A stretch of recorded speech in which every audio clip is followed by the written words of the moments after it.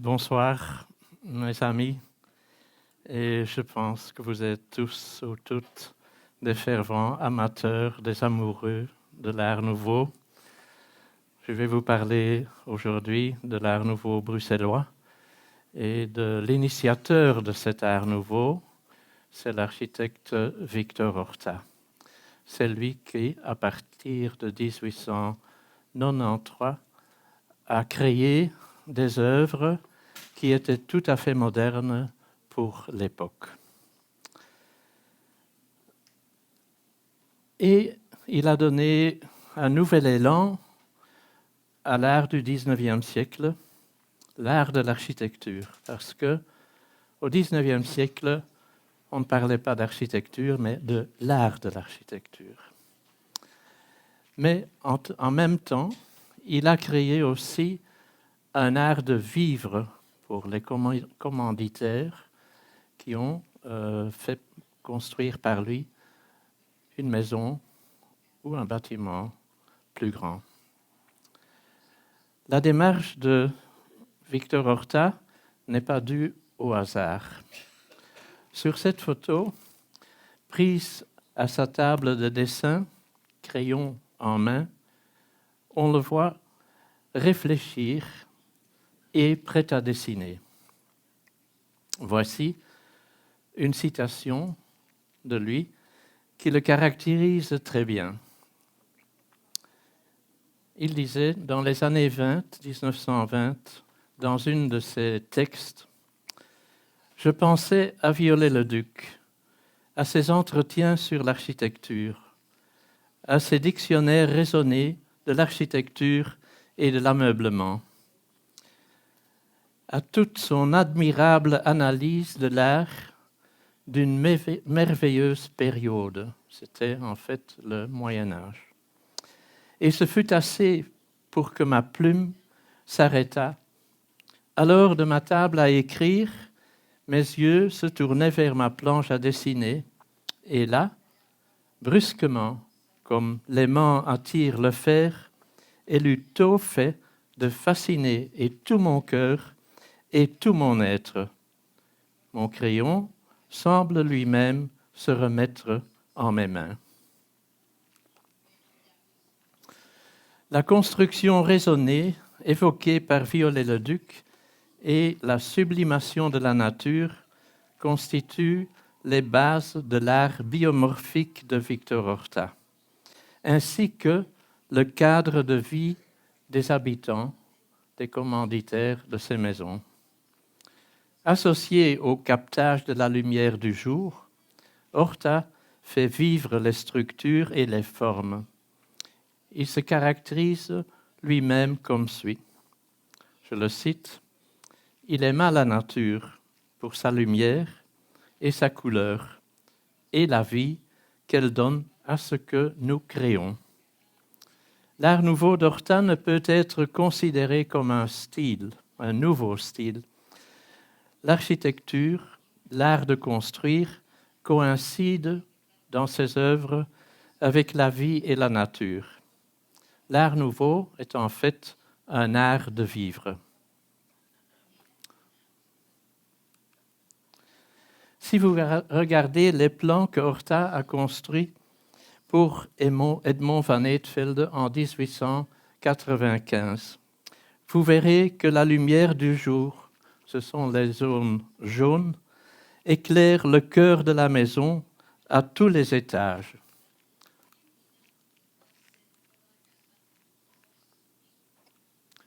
Donc ici, toutes ces zones jaunes, là, entre la lumière du jour. Dans ses mémoires, Horta affirme que la maison doit être le portrait de son occupant. Il explique ce que Edmond van Eetvelde, le commanditaire, secrétaire général du Congo, attendait de son architecte. Et je le cite. Van Eetvelde lui dit « Je désire une maison pour ma famille. Mon programme est celui de tout le monde. Je suis obligé de recevoir. Il me faut donc au moins un grand salon et une salle à manger aussi grande que vous le pourrez. Évidemment, le plan de circulation présente des lignes diagonales. Partant du hall d'entrée, en diagonale, entouré un octogone par des paliers et rentrant en oblique dans le grand salon. La salle à manger se trouve à l'arrière. L'escalier de service et l'escalier qui monte aux étages.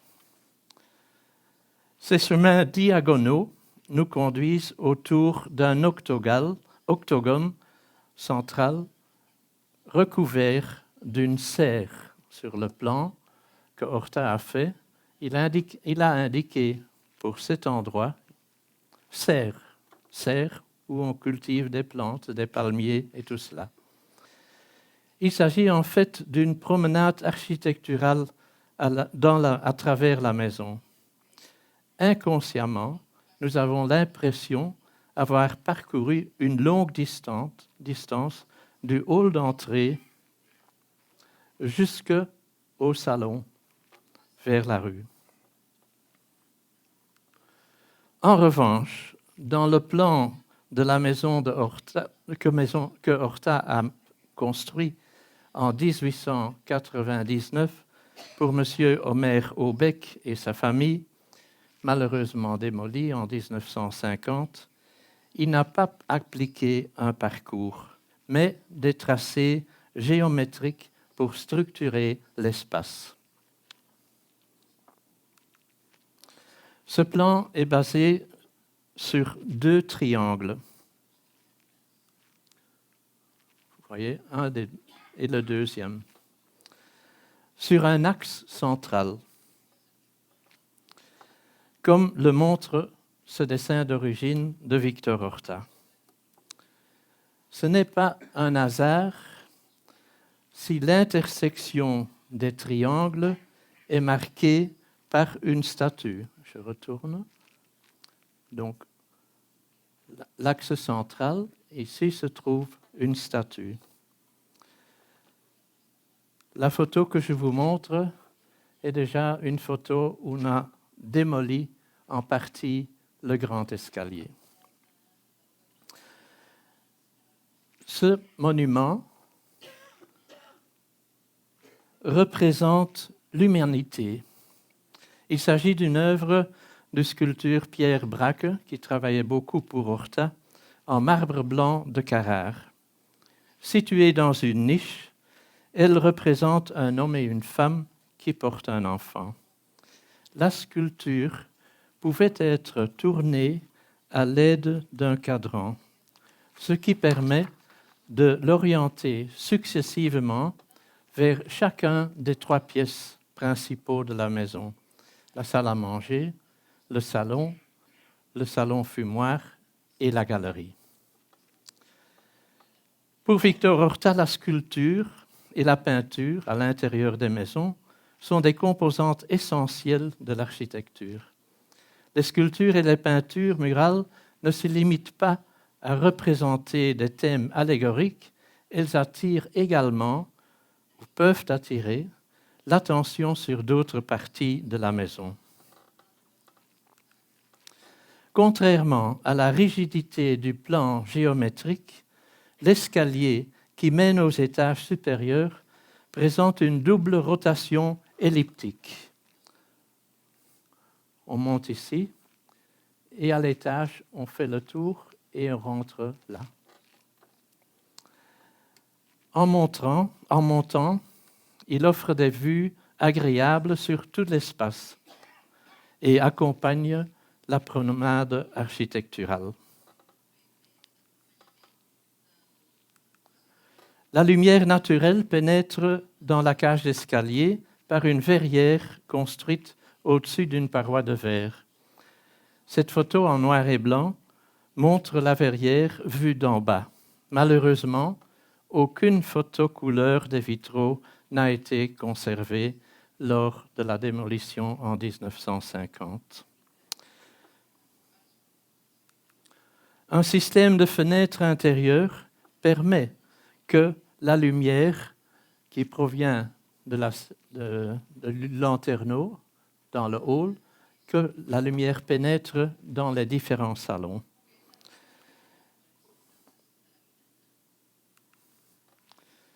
Les structures métalliques des verrières de la maison Solvay, par exemple, sont à la fois organiques et géométriques, en forme d'étoile. Ceci est la verrière au-dessus du grand escalier et l'autre est géométrique en forme d'étoile sur l'escalier qui monte vers les étages. En 1995, Horta a conçu la façade de la maison Van Eetvelde, à gauche, comme un mur rideau en métal. À la même époque, il avait dessiné la maison du peuple pour les coopératives socialistes avec une façade tout à fait métallique. Il dit dans ses mémoires, « Le fer, c'est le peuple ». Quelques années plus tard, son architecture devient soudain sculpturale. Que se passe-t-il alors? Dès lors, son langage architectural formel change tout à fait. Pour la façade de la maison au bec, que vous voyez au milieu, il procède comme un sculpteur qui donne vie à des matériaux inertes, comme la pierre et le marbre. C'est le secret d'une architecture qui veut exprimer la vitalité de la nature. À droite, vous voyez un dessin fait pour les sculpteurs dans la carrière qui faisaient toutes les pierres. Chaque pierre était presque différente. L'évocation et la contemplation de la nature sont les éléments les plus fondamentaux de l'architecture de Victor Horta et sa principale source d'inspiration, comme ici dans la maison Van Eetvelde, à gauche, et dans sa propre maison, aujourd'hui le musée Horta. Horta a abandonné le langage formel des styles du XIXe siècle, qui tentait d'évoquer différentes atmosphères historisantes. Il s'est concentré sur la fonction et l'action de vivre, par le confort fonctionnel et esthétique.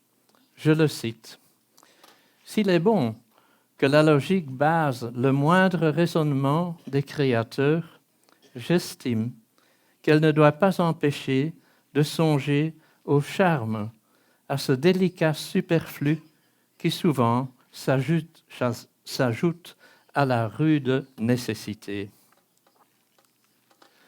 Que ce soit à l'intérieur, comme ici, dans l'escalier de la maison Solvay, ou sur la façade des grands magasins à l'innovation, les matériaux, les formes et les espaces trouvent leur unité dans cette dimension biomorphique, conçue comme support d'un mode de vie exprimé par une architecture qui devient art.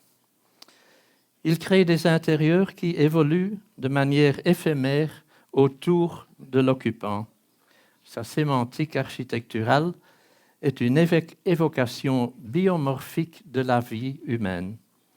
L'architecture, l'art de construire, coïncide avec la vie et l'architecture.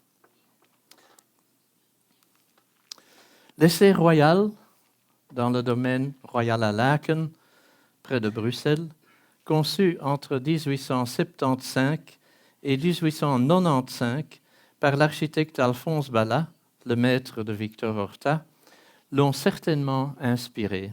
Le grand jardin d'hiver a servi de modèle à Horta, qui a lui-même intégré des jardins d'hiver dans ses maisons. Je retourne à l'architecte Eugène Viollet-le-Duc, qui fonde des théories sur les lois de la nature et de l'équilibre, incarnées à la perfection, selon lui, dans le squelette d'une cathédrale gothique. voyez à gauche un dessin de Viollet-le-Duc.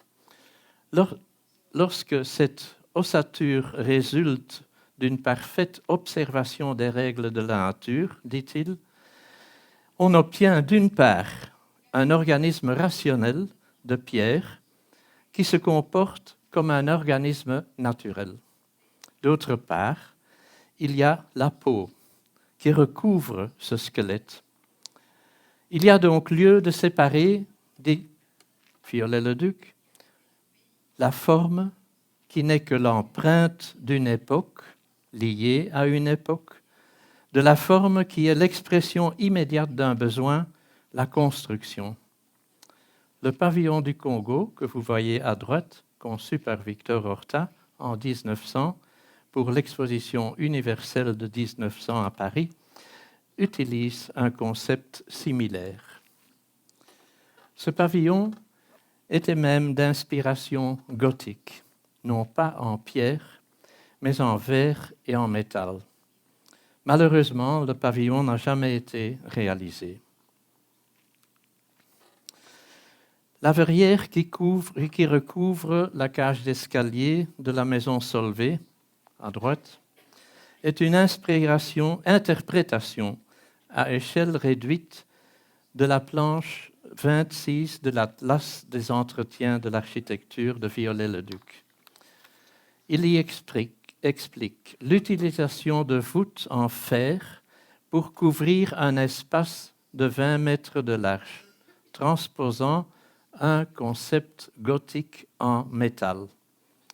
Si Viollet-le-Duc et Horta ont voulu une structure métallique visible, c'est surtout par souci de sincérité et pour bien marquer l'apport de la construction. À gauche, 2 modèles de voûtes métalliques ont été proposés ici par Viollet-le-Duc pour de grands espaces. La proposition B, en dessous,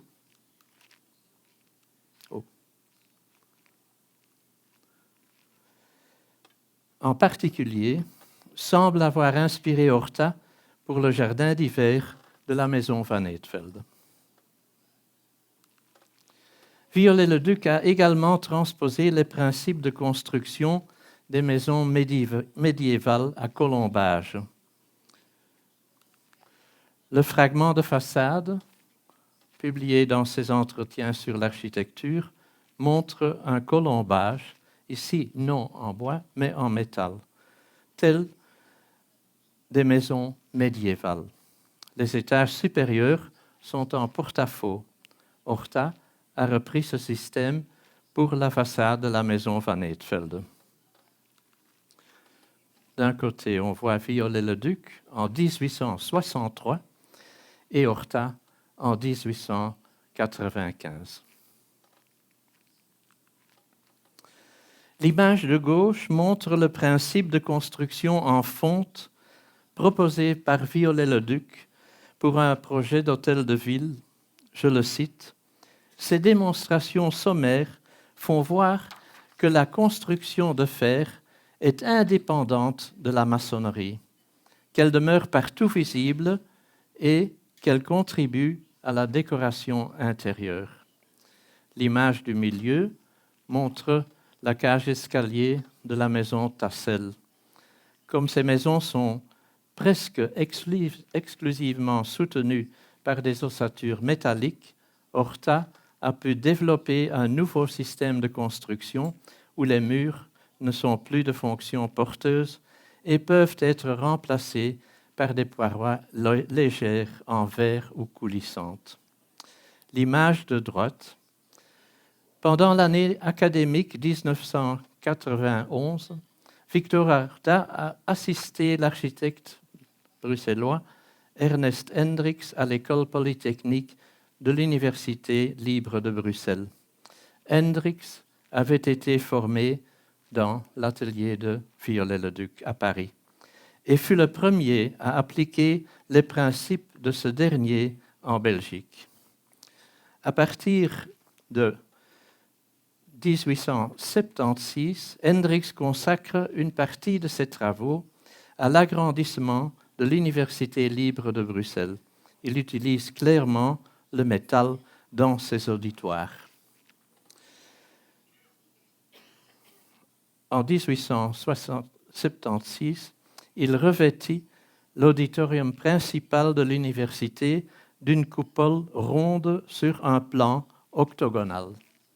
Si vous voyez le plan octogonal, ici vous voyez la coupole d'au-dessus et le plan octogonal. Ce dessin apparut dans une revue belge d'architecture qui s'appelle L'Émulation. Victor Horta, qui a enseigné dans cet auditorium pendant de nombreuses années, applique ce même principe pour le jardin d'hiver de la maison Van Eetvelde, que vous voyez à droite.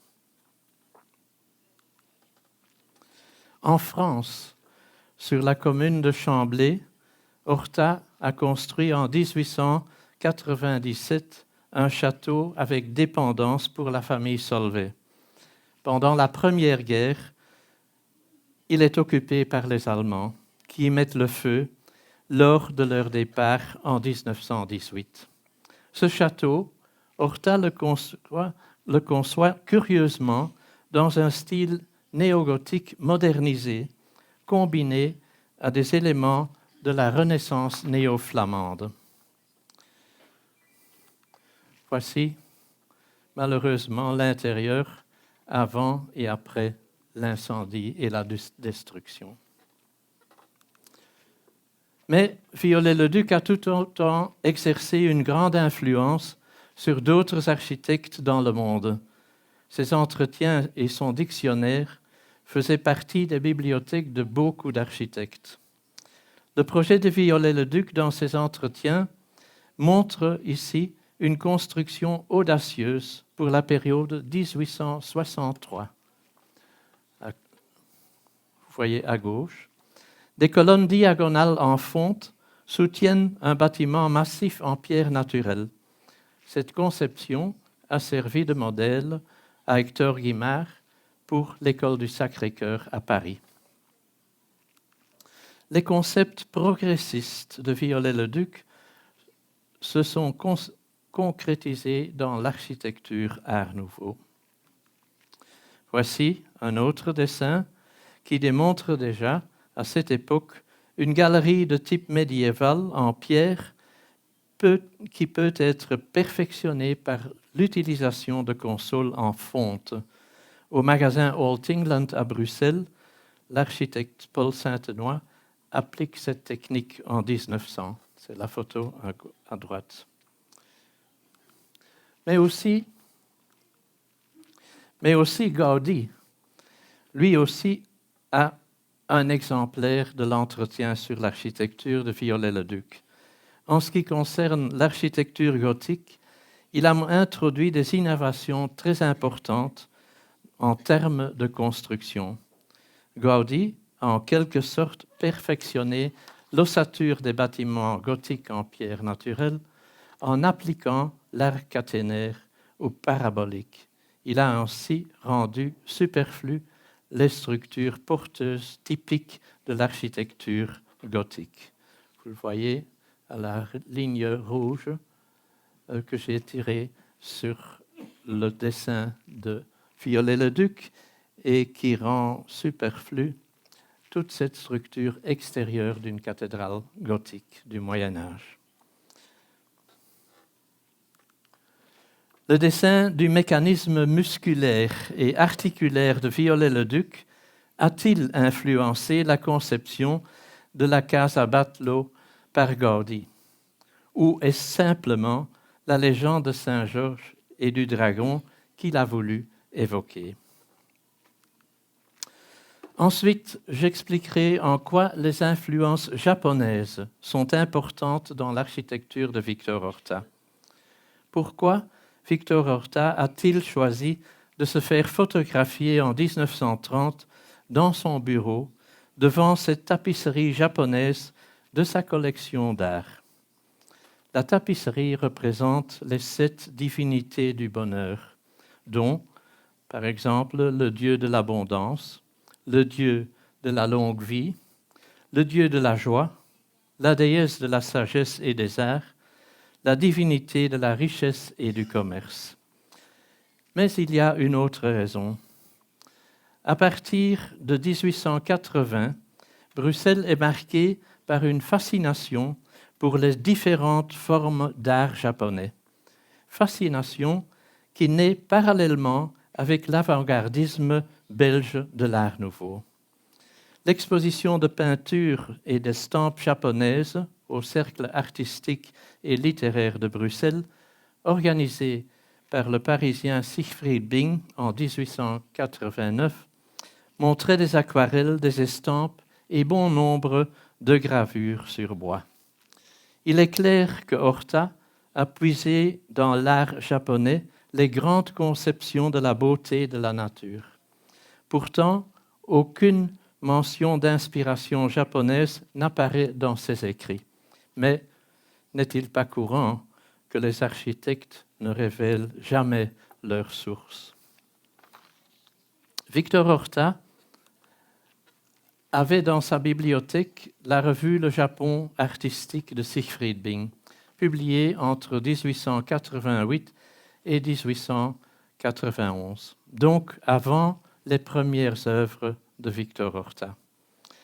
En recherchant l'essence de l'art japonais, Siegfried Bing décrit l'artiste japonais dans le programme du premier numéro de mai 1888. Je le cite.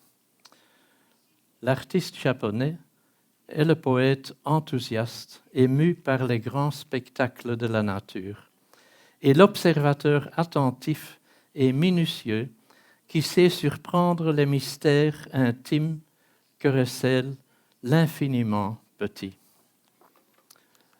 L'un des premiers clients de Victor Horta, l'ingénieur Émile Tassel, possédait une riche collection d'art japonais et une importante bibliothèque de référence. C'est sans doute lui qui a initié Horta. La maison Tassel, conçue en 1893, et c'est la première maison art nouveau en Europe, disons même dans le monde, et la première œuvre majeure de Victor Horta. Elle reflète la fraîcheur et la légèreté de l'approche japonaise, ainsi que la lumière naturelle qui éclaire le cœur de la maison, tant dans le jardin d'hiver, à droite, que du côté de la cage d'escalier, à gauche.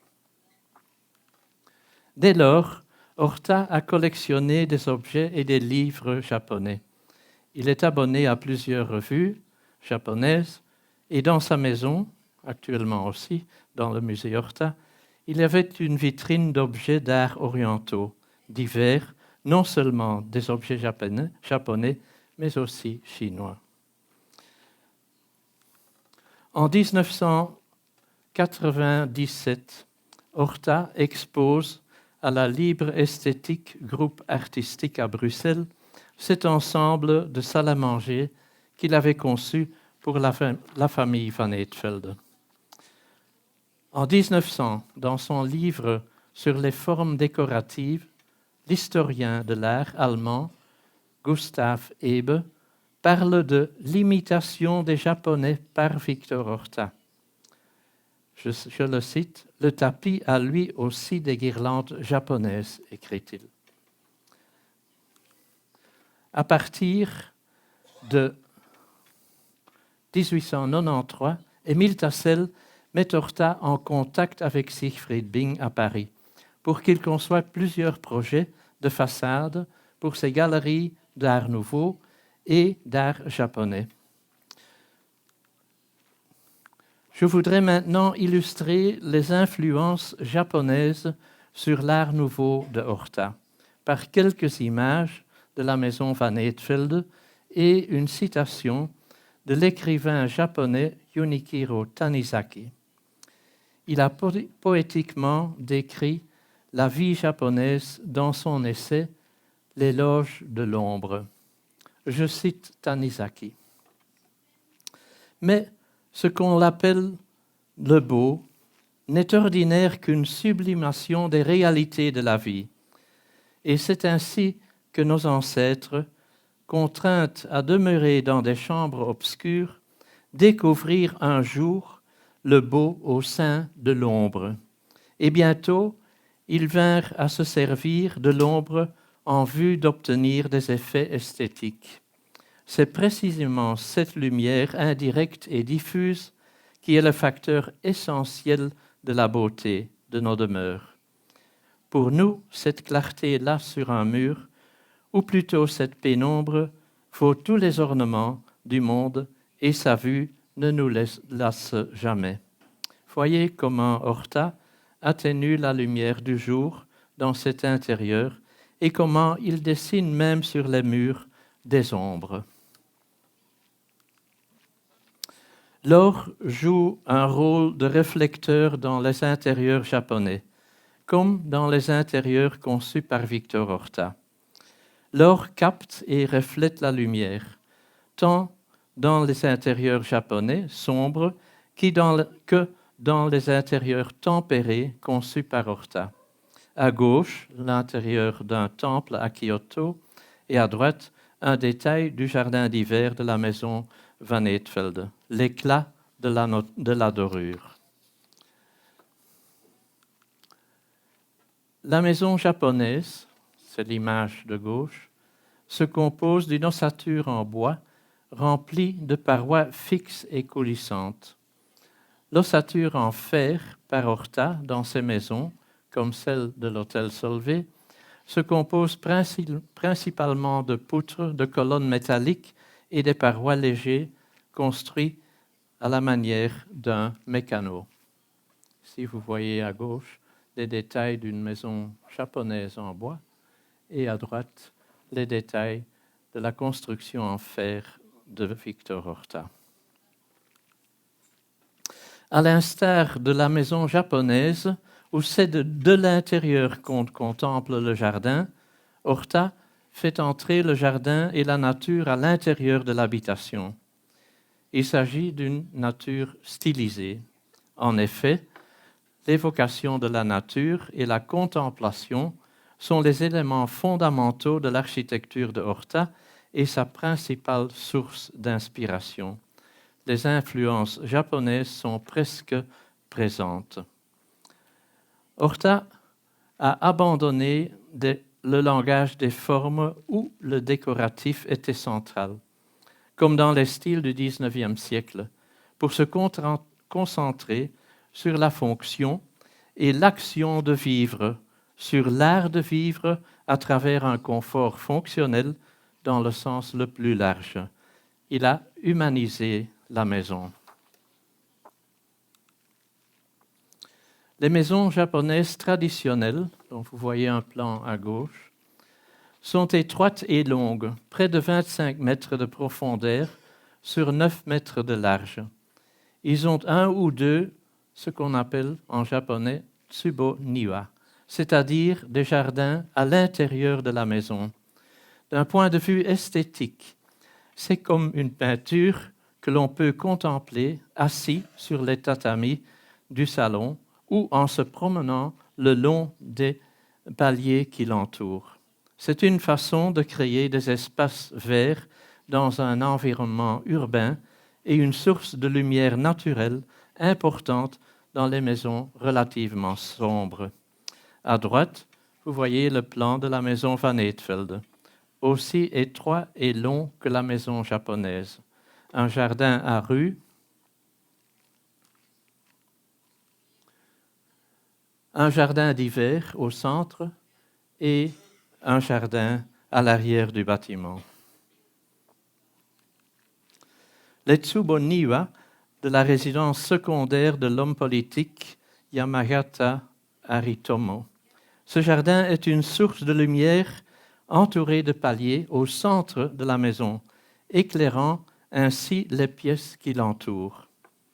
L'étonnante innovation de Horta a été d'ouvrir le cœur de la maison, comme celle d'Edmond Van Eetvelde, et d'utiliser le jardin d'hiver pour apporter la lumière du jour là où il a fait le plus sombre.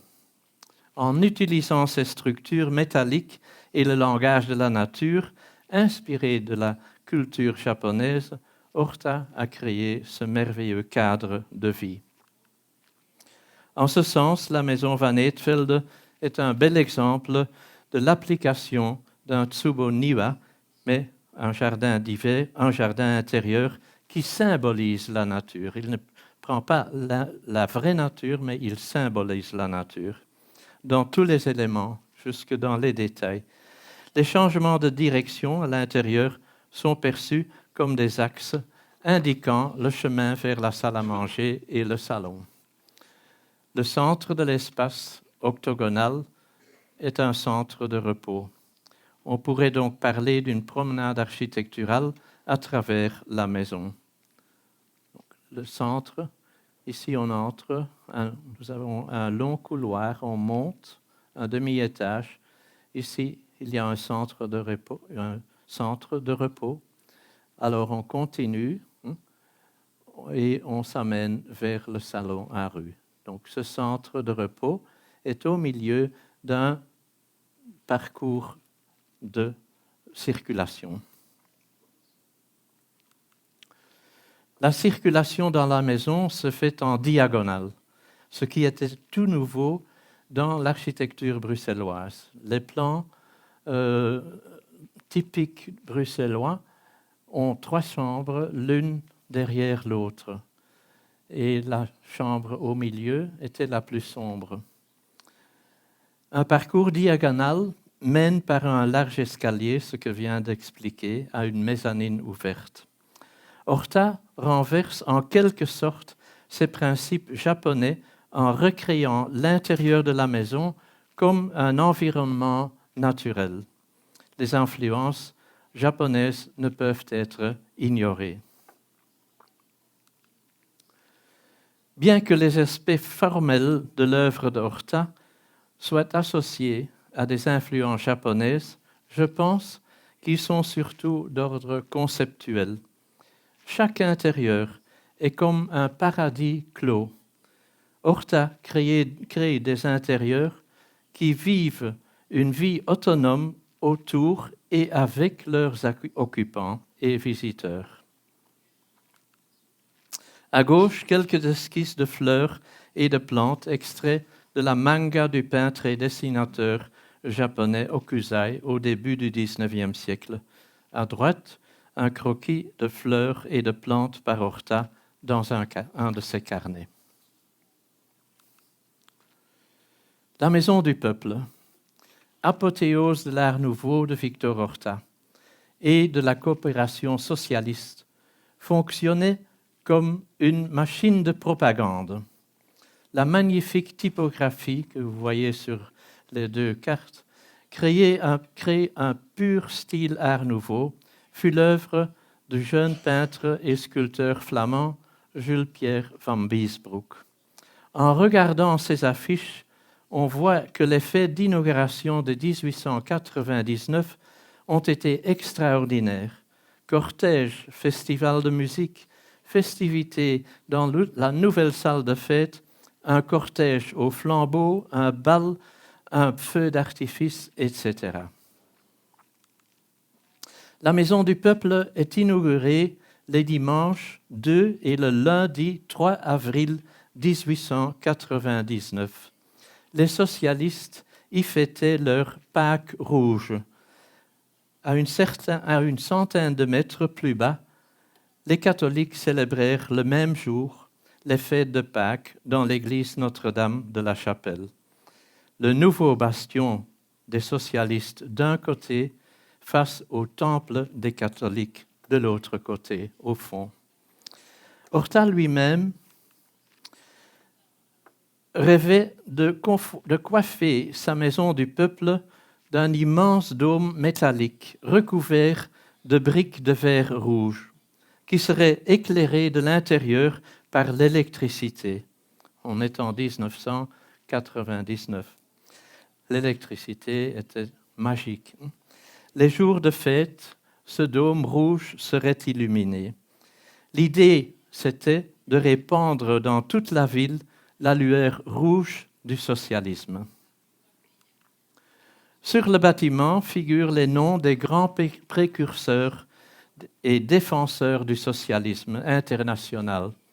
Karl Marx, connu pour Das Kapital, Robert Owen, fondateur du socialisme en Grande-Bretagne, et quelques socialistes belges comme Jean Wolders.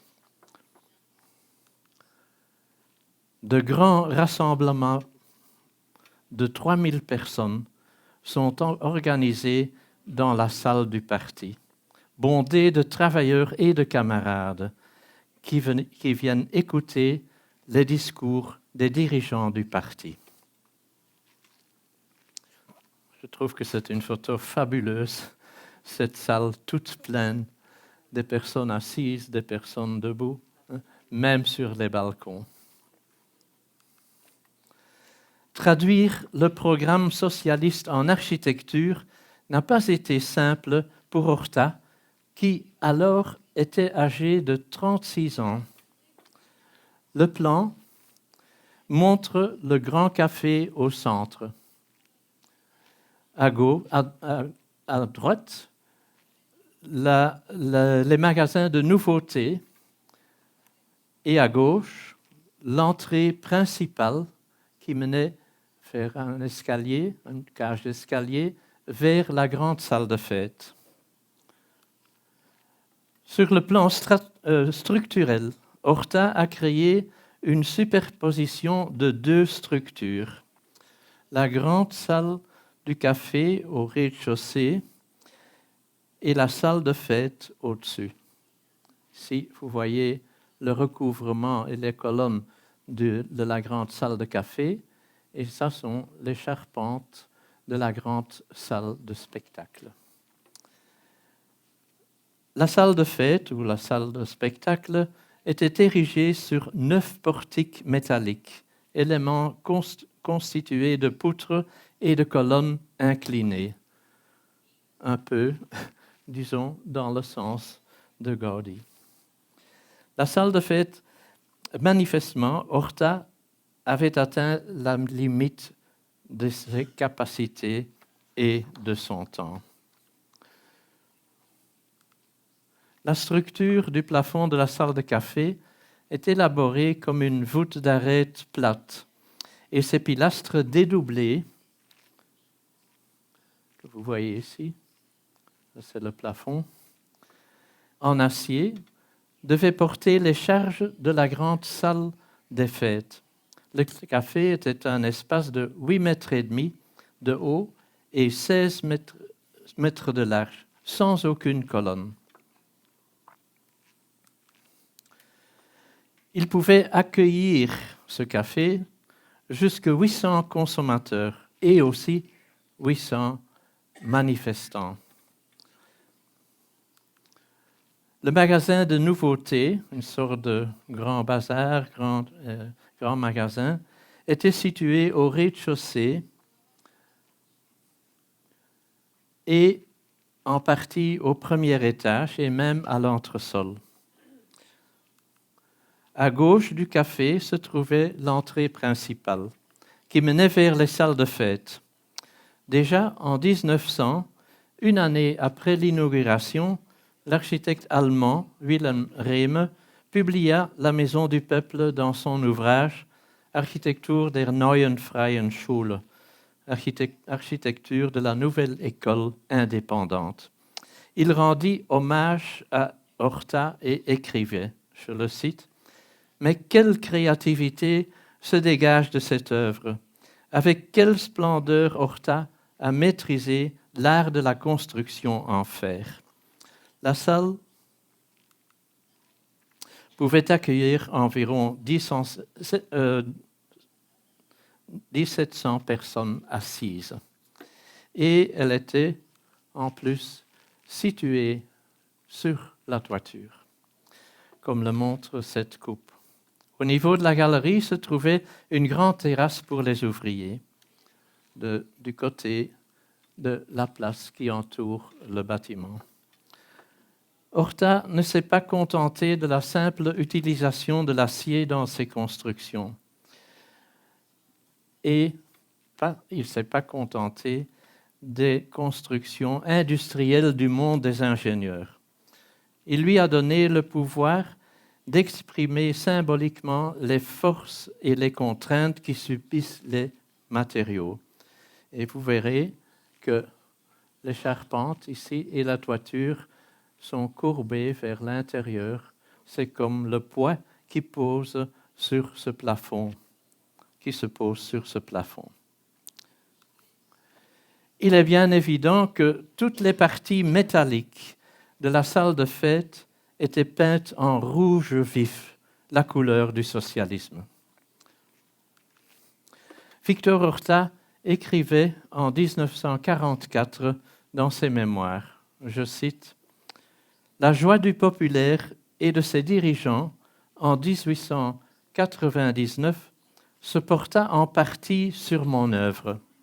Depuis lors, la Maison du Peuple a été agrandie sans mon concours, peinte et repeinte sans souci de ce qu'elle était pendant l'inauguration. » Il termine cette phrase, « Si on la démolissait, je n'en serais guère étonné. » Hélas, la Maison du Peuple fut démolie en 1965, malgré une campagne internationale de protestation. Une partie du bâtiment a été démantelée dans l'intention de le reconstruire, mais ses vestiges sont malheureusement restés à l'abandon pendant des décennies. Certaines parties ont été intégrées dans d'autres bâtiments, mais aucun de ces projets n'est satisfaisant. Néanmoins, Horta avait construit pour les dirigeants du Parti socialiste, les ouvriers et les coopératives un palais idéal qui, selon ses dires, je le cite, ne serait pas un palais, mais une maison où l'air et la lumière seraient le luxe si longtemps exclu des taudis ouvriers. Son architecture progressiste avait largement contribué à la genèse des idéaux des socialistes. Mais en 1965, le socialisme avant-gardiste était mort. Un promoteur immobilier bruxellois y a construit une tour de bureau. En 1900, l'architecte allemand Bruno Möhring avait publié le portfolio Architektonische Charakterbilder, images de caractère architectural, une sélection d'œuvres architecturales allemandes et étrangères. Le recueil comprend 6 tomes avec au total 100 reproductions de très haute qualité. Le tome 5 est consacré à l'architecture moderne en Belgique. Comme vous voyez sur l'image de droite, il montre la Maison du Peuple et en dessous, die moderne Architektur Belgiens, l'architecture moderne en Belgique, en 1900, une année après l'inauguration de la Maison du Peuple. Bruno Möhring écrit « Je parle de Victor Horta, qui n'a que 39 ans. Cet artiste mérite d'être reconnu comme l'un des premiers, si pas le premier, à avoir donné un nouvel élan à l'architecture moderne belge. » L'architecte Bruno Möhring et son éditeur Ernst Wasmuth avaient demandé à Horta d'urgence les plans de la Maison du Peuple, afin de pouvoir les publier en primeur à peine une année après l'ouverture. Dès 1900, un autre architecte allemand, Wilhelm Rehme, publie la Maison du Peuple dans son ouvrage Architektur der neuen freien Schule, architecture de la nouvelle école libre, ainsi que d'autres œuvres de Horta, comme la Maison Tassel, la Maison Solvay, sa maison personnelle. Il rend hommage à Horta en écrivant « Quelle créativité se dégage de cette œuvre! Avec quelle splendeur le maître maîtrise-t-il l'art de la construction en fer ?» Cependant, les principaux recueils d'architecture qui ont mis en lumière l'art nouveau belge et bruxellois ont été réalisés par des architectes et des éditeurs français et allemands. Ainsi, l'architecte français Antonin Raguenet a mené une vaste campagne d'architecture entre 1872 et 1914, sous le titre « Matériaux et documents d'architecture classés par ordre alphabétique ». Ici, vous voyez la lettre B de Bauwindow. Ce sont donc des parties de bâtiments qu'il publiait. Sous le titre « Matériaux et documents d'architecture », il a publié plus de 14 000 dessins magnifiques qui, naturellement, ont donné beaucoup d'influence, non seulement sur les architectes belges, mais aussi en Europe et même en Amérique. Ces lithographies ne se limitent donc pas à la France, mais elles présentent tout autant d'exemplaires étrangers. Voici de Bauwindow, de nouveau, suivant la lettre B de Bauwindow. À gauche, celui de la maison personnelle de Horta, actuellement musée Horta. À droite, un modèle beaucoup plus classique dans la ville de Liège. L'architecte Willem Rehme a également publié l'album Ausgeführte moderne Bautischler Arbeiten, travaux exécutés de menuiserie moderne, à Leipzig en 1902. Cette planche montre une devanture de magasin à Bruxelles conçue par l'architecte Paul Anker. En l'année 1893, Victor Horta a construit la maison d'Émile Tassel, la première au monde. Mais en même temps, l'architecte Paul Anker construit sa maison personnelle, que vous voyez à gauche. En 1995, 2 ans après la construction, l'architecte français Hector Guimard visite les 2 bâtiments. Il a fait une belle aquarelle, que vous voyez à droite, de la maison de Paul Anker, peut-être parce qu'il en admirait tellement la nouveauté de la façade. De retour à Paris, Guimard enrichit son projet de building d'appartements, le Castel Béranger, qui était conçu dans le style néogothique, de nombreux éléments qui rappellent à l'Art nouveau, de Paul Anker et du style floral de Victor Horta. Guimard invente, soi-disant, un nouveau mouvement d'architecture qu'il donne son propre nom, le style Guimard. Mais, par souci de sincérité, il dédicace un exemplaire de son album, le Castel Béranger à Horta, et il écrit sur la couverture « À l'éminent maître et ami Victor Horta, hommage affectueux de son admirateur Hector Guimard. »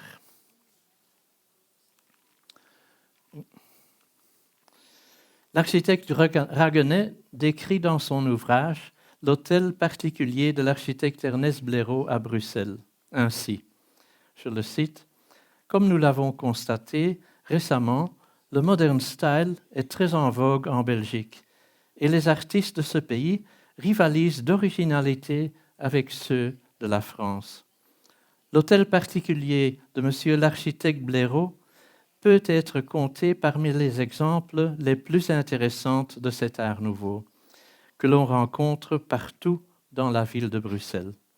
Malheureusement, ce joyau de l'architecture art nouveau a été détruit dans les années 1970 et à droite, vous voyez le résultat. Des recueils consacrés aux arts appliqués, tels que la ferronnerie, sont diffusés dans toute l'Europe. C'est l'auteur français Charles Smith qui publie le recueil Ferronnerie de style moderne, motifs exécutés en France et à l'étranger. Illustré de belles images. Cette image met à l'honneur le magasin Old England à Bruxelles, qui existe encore aujourd'hui et qui est actuellement le musée des instruments qu'on peut visiter. Conçu par l'architecte Paul Saintenoy, c'est une des seules œuvres en art nouveau que cet architecte a construit. Ce magasin était l'un des plus beaux de la capitale. Les grandes baies vitrées inondaient l'intérieur de lumière. Les façades, pratiquement totales en métal, étaient ornées de panneaux de céramique en grès coloré. Grâce notamment à la diffusion des albums de planches et d'autres publications, des milliers d'architectes se sont engagés dans cette nouvelle voie, de la plus simple maison ouvrière en passant par la maison bourgeoise à l'hôtel particulier. À Bruxelles, l'Art nouveau est devenu vers 1900 le style à la mode. Il est principalement utilisé dans les façades et presque pas dans les intérieurs. Parfois, il y a aussi un mélange avec d'autres styles historisants. Mais c'est le principe l'art dans la rue qui devient un thème important à Bruxelles.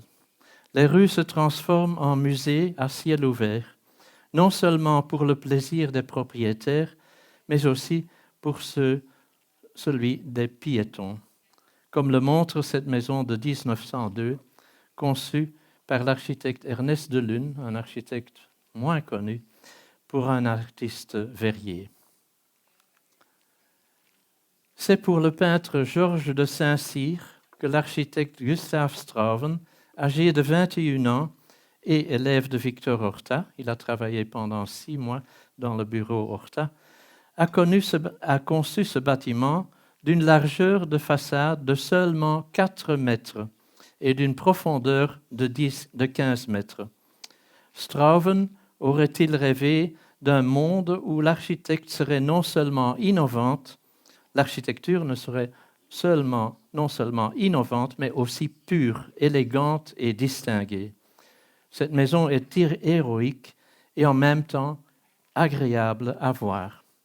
La cage d'escalier, dont la photo à droite, se trouve au centre de la maison et apporte de la lumière naturelle au centre, éclairée par la verrière. Pour élargir visuellement cette cage d'escalier, des miroirs sont placés dans les arcades de part et d'autre. Comme dans les maisons de Victor Horta, l'espace est multiplié à l'infini. Paul Cauchy et sa femme Caroline devaient être de grands admirateurs des arts décoratifs et de l'architecture de Glasgow, des œuvres de Sir Edward Burne-Jones, de William Morris et Walter Crane. L'influence du mouvement Arts and Crafts est évidente dans les sgraffites de Cauchy, ainsi que dans le sgraffite monumental de la façade. Les élégantes figures féminines représentent les arts enseignés par Paul et Lina, Caroline, dans leur école privée qui était dans ce bâtiment. L'architecture, si vous voyez l'intérieur de la maison, l'architecture et l'art décoratif étaient également étroitement liés pour les Cauchy. Leur maison est un parfait exemple de Gesamtkunstwerk. L'architecture, les sgraffites, les boiseries et le mobilier forment une œuvre d'art totale. À l'apogée vers 1905, Cauchy a développé pleinement son propre style. Les milliers de sgraffites qu'il a réalisés en Belgique pour l'art de la rue en témoignent. Dès 1993, Bruxelles a donné le ton de l'architecture moderne avec l'Art nouveau, grâce aux 2 pionniers, Paul Ancar, Victor Horta et leurs nombreux disciples. Mais, quelques années plus tard, l'architecture devient de plus en plus rigide, ce qui conduit finalement à la destruction de l'ornement et la mort de l'Art nouveau. Entre 1905 et 1911, l'architecte autrichien Josef Hoffmann, en collaboration avec les artistes de la Wiener Werkstätte, a construit une maison à Bruxelles pour Adolphe Stoclet et son épouse Suzanne Stevens. Cette maison était bien plus qu'une ultime manifestation de l'Art nouveau. Elle est l'un des moments les plus décisifs de l'émergence de l'Art déco. Elle se distingue par ses surfaces blanches et très marquées. Face à des volumes fermés, l'aménagement paysager est comme une maison ouverte, avec des pièces formées par des murs, de haies vertes, des alcôves et des jeux d'eau. Ceci, c'est la maison, et ça, c'est le jardin, construit sur un terrain irrégulier, mais de façon orthogonale. Ça, c'est la façade arrière de l'hôtel Stockley.